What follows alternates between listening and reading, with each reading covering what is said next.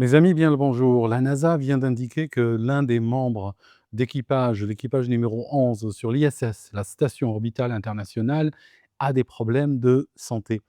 Ils ont envoyé un communiqué extrêmement laconique qui le décrit dans un état stable. Stable, au langage de tous les jours, veut dire entre la vie et la mort, veut dire que la personne, maintenant, a des paramètres qui ne bougent pas dans la mauvaise direction, ni dans la bonne d'ailleurs, mais que tout peut arriver. Alors je ne sais pas si le terme stable a été utilisé en pensant vraiment ce qu'il veut dire, ou bien ça a été juste balancé par les services de communication, mais en tout cas, le communiqué est assez inquiétant. Il ne dit pas de qui il s'agit. Ils sont aujourd'hui 7 dans l'ISS que vous pouvez traquer en ligne, hein, qui tourne à peu près 400 kilomètres au-dessus de nos têtes, comme pratiquement toute l'exploration habitée, hein. C'est une exploration qui se fait dans ce qu'on appelle LEO, hein, c'est l'orbite basse terrestre.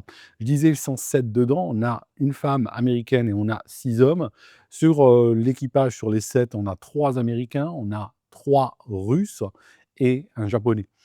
Ils sont là depuis, si on regarde un petit peu depuis quand ils sont là, certains sont partis en novembre, ils sont là depuis à peu près 1 mois et demi, d'autres sont partis cet été, ils sont là depuis 5 mois. La rotation normale n'est pas prévue, la prochaine rotation de l'équipage n'était pas prévue avant le mois de mai. Donc là, ce qui peut se passer, ils disent qu'ils vont donner une mise à jour dans les 24 prochaines heures. C'est assez unique, hein, comme situation. On pourrait potentiellement voir la première évacuation de l'histoire de l'espace. Il y a eu dans l'histoire de l'espace des astronautes qui étaient malades, qui avaient chopé la crève, qui avaient même des problèmes, digestifs avec tout ce que ça peut, tout ce que vous pouvez imaginer, hein, des aérosols parfois extrêmement nauséabond. Je veux dire, il n'y a pas de honte dans ces choses-là. On est entre nous, on parle.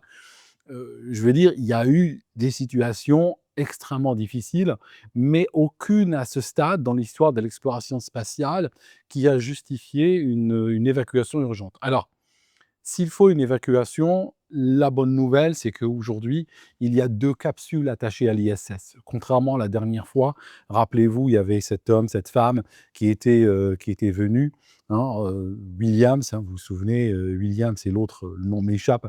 Ils étaient venus, pour une semaine, ils sont restés énormément de temps, hein. Ils ont été sauvés par l'équipe, d'Elon Musk, hein, SpaceX. Mais sauf que cette fois-ci, on ne va pas dans une situation pareille. Cette fois-ci, ce qu'il y a, c'est qu'il y a 2 capsules qui sont branchées sur l'ISS et les 2 sont prêtes pour un départ rapide. Il y a une capsule américaine qui peut potentiellement atterrir au large de la Californie et puis, s'il s'agit d'un détroit russe, hein, parce qu'on ne sait pas de qui il s'agit, eh bien, il y a une capsule russe, qui elle, irait plutôt vers le Kazakhstan, hein, elle serait récupérée là-bas. Mais il y a une possibilité d'évacuation. Ça signifie s'il y a une personne qui est vraiment en danger, si elle est transportable, bien entendu, il pourrait la mettre dans la capsule et puis, lui permettre de revenir, sur terre en quelques heures.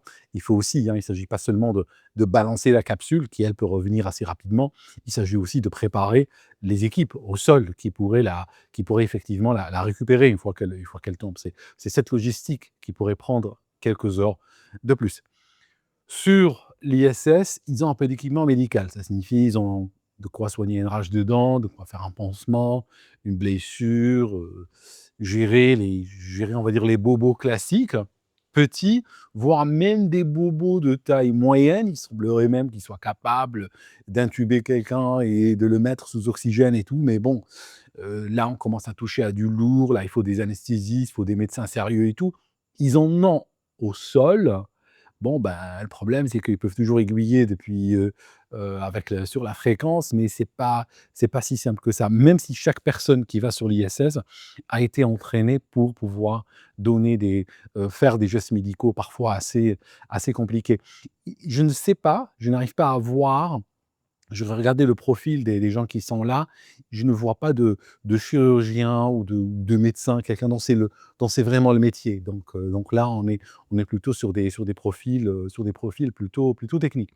Donc on va suivre, hein, j'espère, vraiment de tout cœur, j'espère que cette situation va se dénouer, positivement, hein. Soit que la personne soit ramenée, soignée sur terre, soit que demain ils nous disent: «C'est bon, on a failli avoir peur, tout est rentré dans l'ordre».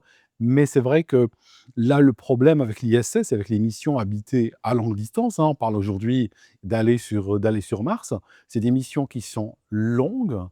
Or, on a beau sélectionner les humains, on a beau leur faire passer des examens médicaux, que veux-tu, en voilà, choisir des gens qui sont forts, sportifs, tout ça. C'est-à-dire tu regardes les astronautes Apollo, malgré qu'ils aient traversé des zones de radiation et tout ça, on dirait que ça a été une fontaine de jouvence pour eux, hein. Beaucoup sont morts à des âges canoniques et certains courent toujours jusqu'à aujourd'hui, juste pour dire. Donc ce que je veux dire, c'est un défi, un challenge très particulier pour les missions spatiales habitées de longue durée, que ce soit l'ISS, voire des missions interplanétaires.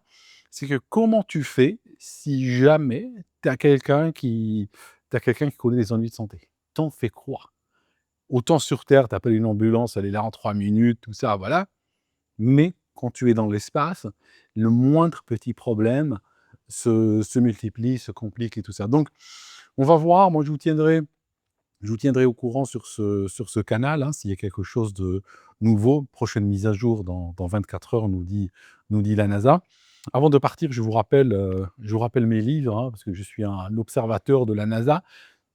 J'ai pas de grief contre la NASA, mais certaines des choses qu'ils ont réalisées durant la guerre froide, pour moi, sur le plan purement scientifique, il y a pas de politique là derrière, posent des problèmes.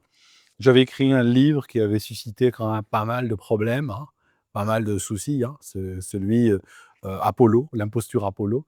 Alors maintenant, j'ai récidivé, hein, tu vois? Il y en a 2 maintenant, hein. Récidivé, les questions interdites, OK? Le dossier est en train de s'épaissir.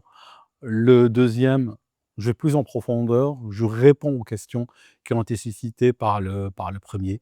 Donc, voilà, encore une fois, rien contre la NASA, d'accord?